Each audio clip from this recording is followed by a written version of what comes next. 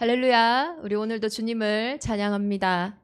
우리 성가대 찬양을 통해서 오늘 이사야서 이제 1장부터 하나님의 말씀을 볼 텐데요. 하나님의 가장 중요한 언약을 듣는 것 같습니다. 부흥을 좀 하라고 하십니다. 이 땅의 황무함 속에서 우리 개인과 가정과 현장과 교회가 무너져 있고 힘이 없는 이때 하나님은 우리에게 중요한 힘을 준비하시고 또 오늘 우리를 부르신 줄 믿습니다. 이스라엘이 힘이 없을 때는 사방이 다 적이었어요. 이스라엘은 주위가 다 강대국이었고, 그래서 이스라엘이 힘이 없고 무너져 있을 때는 그 강대국에 다 노예되었습니다. 그런데 이스라엘이 정말로 하나님과 함께하는 그 힘을 회복할 때는 그 강대국이 오히려 이스라엘에게는 축복이 되어졌어요. 문제는 환경도 아니고 상황도 아니고 하나님은 우리에게 무엇이 있냐, 정말로 하나님과 함께하는 그 힘이 우리에게 있냐라는 것입니다. 정말로 이사야서를 통해서 이스라엘이 받았던 그 응답을 동일하게 우리 영적 이스라엘인 우리 대정임만의 온 교회가 회복하고 또 그 회복하는 여정을 또 함께 보게 하실 줄 믿습니다. 아프리카에 보면은 트란스발 공화국이라는 공화국이 있습니다. 그 공화국과 영국이 보호 전쟁을 이렇게 일으킬 때 한 군사가 중한 벌을 받게 돼요.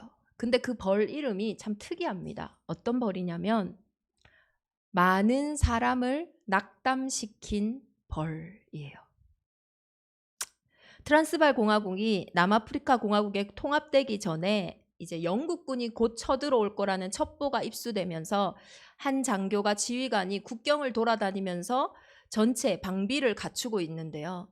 아니 이상하게 사람들이 다 군사들이 이미 싸우기도 전에 이 막 방비가 제대로 갖추어져 있지도 않고 사기가 완전히 떨어져 있는 겁니다.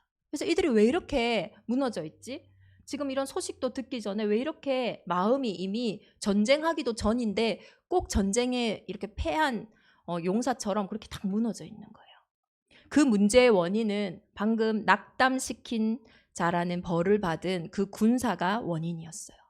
매사에 부정적이던 한 병사가 영국군이 쳐들어온다는 이 소식을 듣고 나서요, 막 자기 혼자 낙심하면 되는데 온 막사를 다 돌아다니면서 이렇게 얘기했어요. 영국군은 세계 최강이다. 우리가 절대로 이길 수가 없다.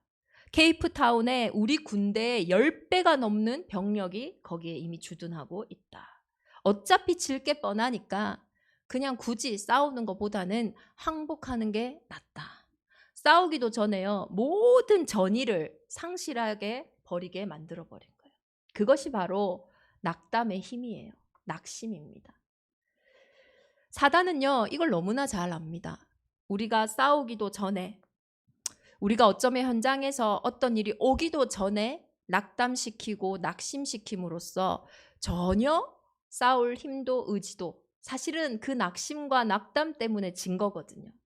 그렇게 마음과 생각을 무너뜨리고야만 합니다. 이렇게 낙담하고 있는 현장이 있다면, 낙심하고 있는 현장이 있다면, 사실 오늘 이사야서 1장에 이 말씀을 주실 때 이사야가 살던 이 남유다 현장은요, 낙담할 일밖에 없는 현장이었어요. 낙심할 이유밖에 없는 현장이었어요. 그러한 상황 속에서 하나님은 이사야서 1장 1절에 유다 왕 우시야와 요담과 아하스와 히스기야 시대에 아모스 아들 이사야가 유다와 예루살렘에 관하여 본 계시라. 이 낙담과 낙심을 벗어날 수 있는 답으로 무엇을 제시했냐? 계시라고 얘기를 했어요. 계시는 히브리어로 하존입니다.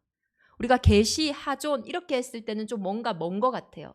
그런데 영어로 번역을 하면요, 그것은 비전이에요. 하나님은 이 낙담과 낙심을 벗어날 수 있는, 내 무너진 마음과 생각을 일으킬 수 있는 최고 유일한 대안이 뭐냐? 바로 하나님의 비전을 보는 거예요. 하존. 대정임만의 교회가 혹은 우리 온 성도님이 어떤 상황 속에 있을지라도 오늘 그곳에서 하나님이 내게 주시는 비전, 하존을 본다면 그 현장은 반드시 그 계시가 성취될 수밖에 없는 응답의 현장이 되어질 줄 믿습니다. 그래서 이 하나님의 비전은요, 절대로 나를 보고 사람을 보고 환경을 보면 안 보여요. 그래서 계시라고 합니다. 하나님을 볼 때만 볼 수 있는 거예요.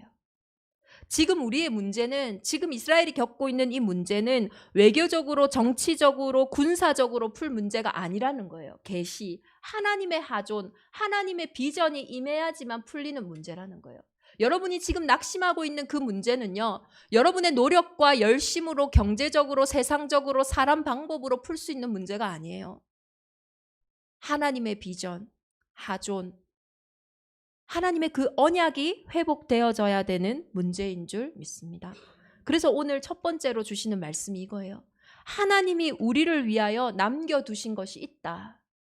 완전히 무너져 있는 그 현장에 하나님이 저와 여러분을 위해서 남겨두신 것이 있대요. 그게 비전입니다.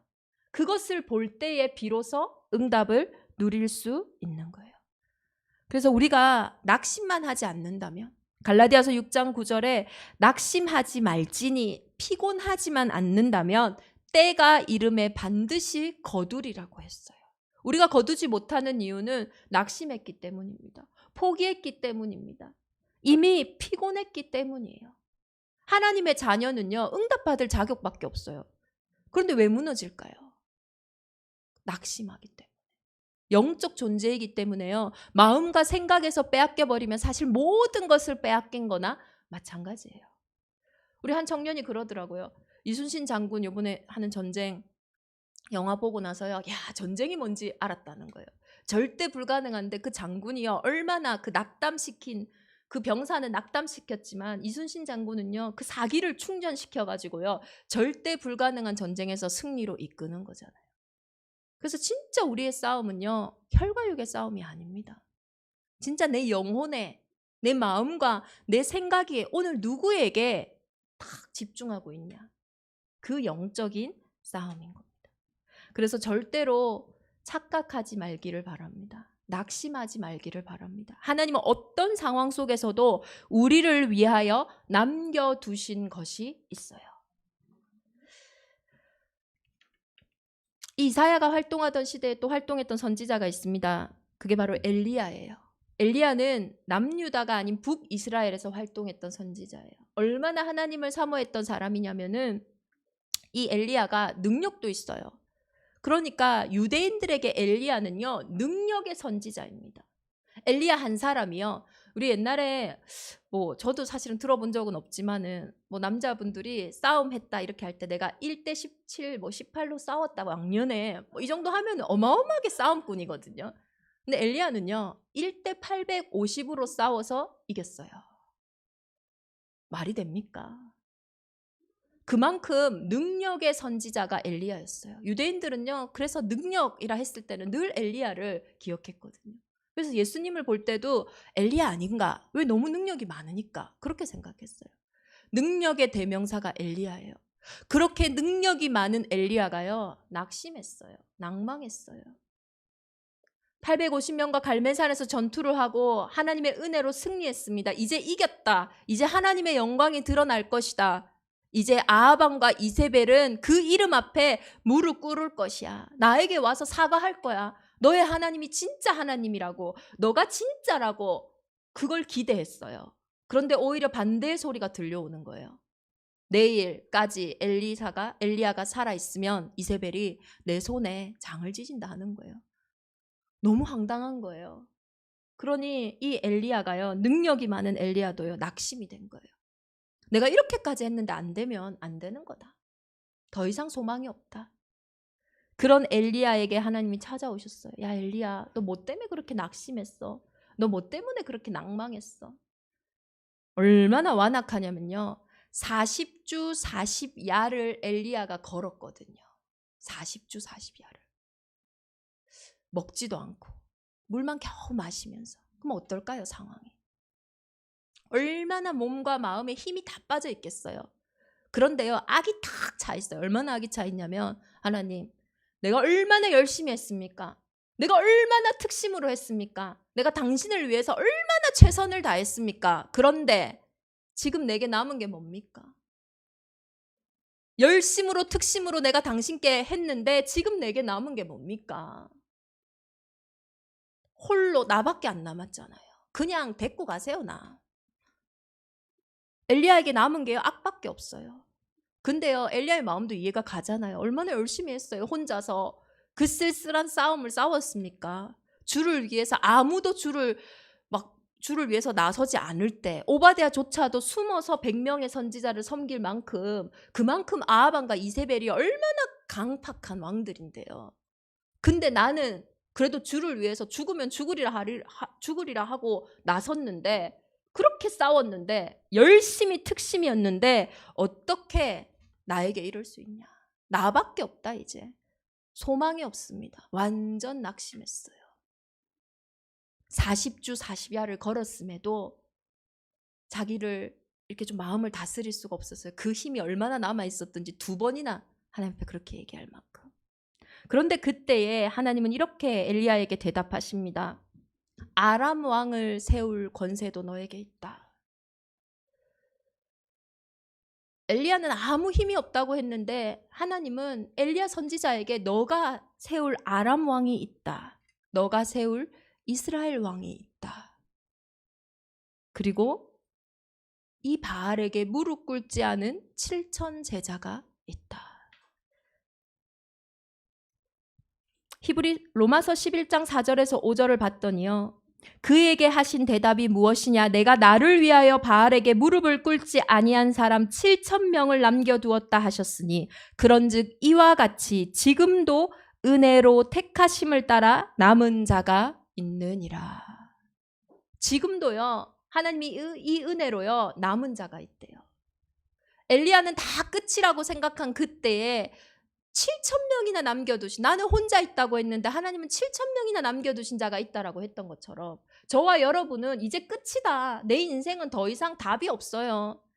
더 이상 우리 가정은 소망이 없어요. 이 문제는 더 이상 해결할 수 없어요. 우리는 늘 그 소리만 하고 있는데 하나님은요, 우리를 위하여 남겨두신 것이 있대요. 낙심하는 현장, 낭망하는 현장에는요, 절대로 시작할 수가 없어요. 이번 한 주간 우리의 낙심과 우리의 낭망에 하나님의 하존, 하나님이 준비하신 그 렘넌트의 응답이 임하기를 예수 그리스도 이름으로 축원합니다. 낙심이 되는 이유는 있죠. 사실은 엘리야를 이해합니다. 그리고 오늘 이사야가 이 계시를 보고 이야기하지만 실제로 이스라엘의 상황이 어떻습니까? 하나님도 알고 계세요. 이 이사야서 1장을 봤더니요, 너희가 어찌하여 매를 더 맞으려고 더욱 패역하였느냐. 온 머리는 병들었고 온 마음은 피곤하였으며 발바닥에서 머리까지 성한 곳이 없어 상한 것과 터진 것과 새로 맞은 흔적뿐이거늘 그것을 짜며 싸매며 기름으로 유하게 함을 받지 못하였더라. 저와 여러분이 낙심하는 이유가 있어요. 저와 여러분이 낙심하는 이유가요, 이상한 게 아닙니다. 믿음이 부족해서가 아니에요. 연약해서가 아니에요. 실제로 우리의 상황과 현실이요, 아니 머리가 진짜 그렇게 맞았는데요, 머리부터 발끝까지 성한 곳이 없는데요, 낙심이 안 되겠습니까? 얼마나 낙심되겠어요. 몸, 마음, 생각 어느 곳 하나요 괜찮은 곳이 없어요. 너무 힘들고 지치는 겁니다. 나만 힘들면 되는데 그것뿐만 아니에요. 너희 땅은 황무하였고 너희 성읍들은 불에 탔고. 나도 힘든데요, 되는 일도 없어요. 나만 힘들면 어떻게 나라도 힘을 내보겠는데 나만 힘든 게 아니에요. 내 옆에 사람 힘들죠. 우리 집 힘들죠. 내가 하고 있는 일도 힘들죠. 상황도 힘들죠. 가정도 일도 직장도 어느 것 하나요 마음대로 되는 게 없어요. 오늘 이사야 1장에는 모든 삶의 근거가 무너져 있는 현장이에요. 이 상황 속에서 누가 낙심을 안 하겠어요? 당연히요, 낙심되겠죠. 쉽지 않잖아요. 저 육아 지금 1시간 데리고 앉아 있는데도 쉽지 않아요. 우리는 잠깐 이 몇 분 보지만은 부모님들은 24시거든요. 인간관계도 상황도 환경도 그 어떤 것도요 너무 좋지 않은 상황.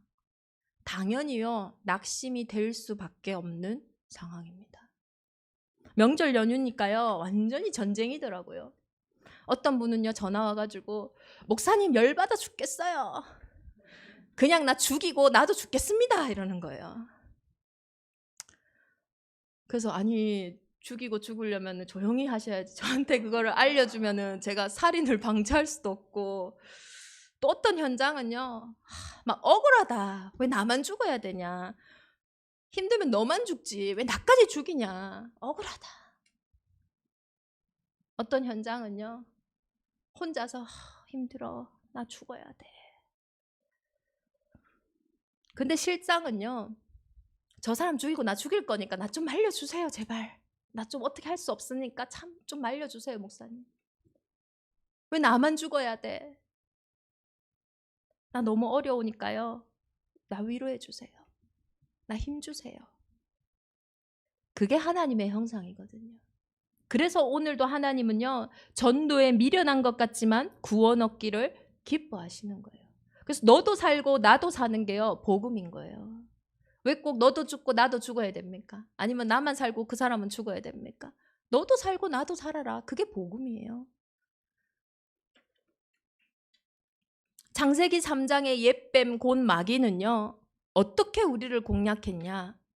선과 악을 알게 하는 나무의 열매에 그것을요 통해서 본질을 막 흔들어 버렸어요.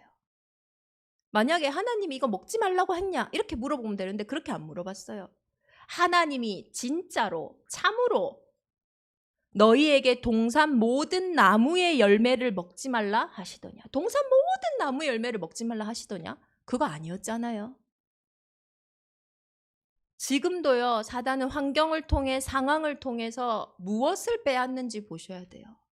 정신없는 상황, 복잡한 마음, 생각을 통해서 진짜 보아야 할 것을 보지 못하도록 본질을 흐트러 버리는 거, 그게 사단의 일인 거예요. 그래야지만 비본질 속에, 지나가는 것 속에 머물러 있으니까요. 찰나의 순간을 못 견디는 거예요. 그 순간을 통해서 영원한 것을요 빼앗아 버리는 거예요. 정말 저와 여러분이 해야 할 낙심이 뭔지 아세요? 온몸이 멍들었고 성읍들이 황폐했고 그것도 낙심할 이유가 맞죠. 그러나 아무리 그것에 낙심할지라도 그것은 절대로 나를 살릴 수가 없어요. 우리가 해야 할 진짜 낙심이 있어요. 하늘이여 들으라, 땅이여 귀를 기울이라. 우리가 진짜로 듣고 귀를 기울여야 할, 진짜 해야 할 낙심이 있어요. 진짜 해야 할 낙담이 있다니까요. 추석 연휴에 한 성도와 포럼을 하는데요, 이 친구가 이렇게 얘기를 해요. 자기가 갈등이 된대요. 이건 분명히 삶의 문제인데 복음으로 이걸 보는 게 어렵던 거예요. 이건 삶의 문제인데 이거는 그냥 삶을 똑바로 살면 되는 문제인데 이거를 복음으로 보고 복음으로 해석하고 오히려 그렇게 하려니까 더 어렵다는 거예요. 그 똑바로 살면 되는 건데 이걸 어떻게 복음으로 적용해야 하는지 복잡하다는 거예요. 충분히 이해가 가죠. 그래서 제가 그 친구에게 얘기했어요. 이게 삶의 문제인지 모르는 거 아니다. 삶의 문제가 맞다. 누가 모르겠냐. 그런데 진짜 문제는요, 그 삶이 그렇게 될 수밖에 없는 상태라는 거예요. 어느 부부가 결혼을 하면서 야, 내가 딴 여자 보고 바람 펴야겠다. 야, 내가 딴 남자 보고 눈을 돌려야겠다. 야, 내가 집안을 책임지는 거 싫으니까 나는 우리 가족들 그냥 가난하게 만들어 버려야겠다. 그런 부모, 그런 부부 없어요. 그런데 살다 보니까요, 그게 안 되는 거 있죠. 내 마음대로 되지 않는 마음, 내 생각대로 되지 않는 생각, 내 마음, 내 생각도 어려운데 나와 상관없이 일어나는 사건, 상황, 분위기 이런 것들이요, 내 삶인데 내 삶이 그렇게 되지 못하도록 만들어버리는 거예요. 마음 먹으면 되죠. 근데 왜 그 마음이 안 먹어집니까? 생각하면 되죠. 정신 차려야죠. 그런데 정신이 안 차려진다니까요. 교육의 문제, 가정의 문제, 삶의 문제 맞죠. 근데 그렇게 되지 않도록 상황과 환경을 자꾸 몰아져 갑니다. 그게 근본 문제라는 거예요. 하나님과의 관계가 무너지면요, 결국은 모든 관계가 무너지는 겁니다. 그래서 삶의 복음을 적용하는 게 아니에요. 진짜 우리가 해야 할 것이 뭐냐? 복음 안에서 삶이 나오는 겁니다. 그래서 영적 문제를 아는 자는요, 그리스도를 붙잡을 수밖에 없어요.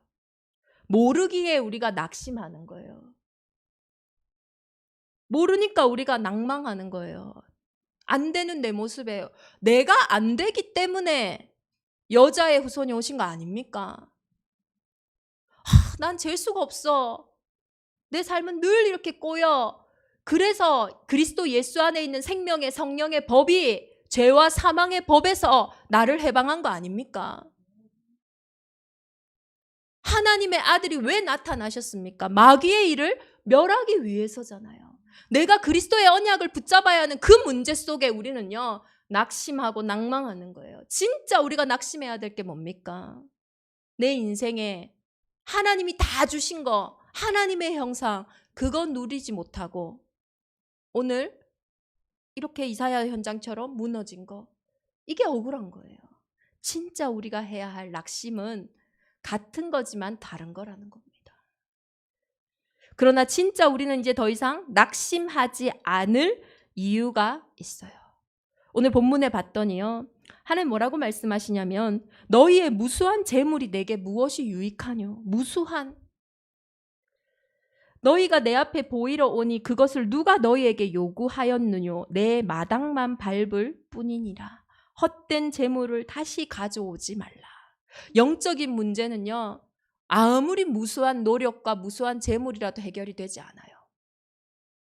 영적인 문제로 온 정신 문제다. 우리는 막 마음을 좀 풀어주려고, 저 사람과 관계를 회복해 보려고 좋은 음식도 사 먹고 드라이브도 하고 기분 전환도 하고 그때뿐이에요. 또 돌아갑니다.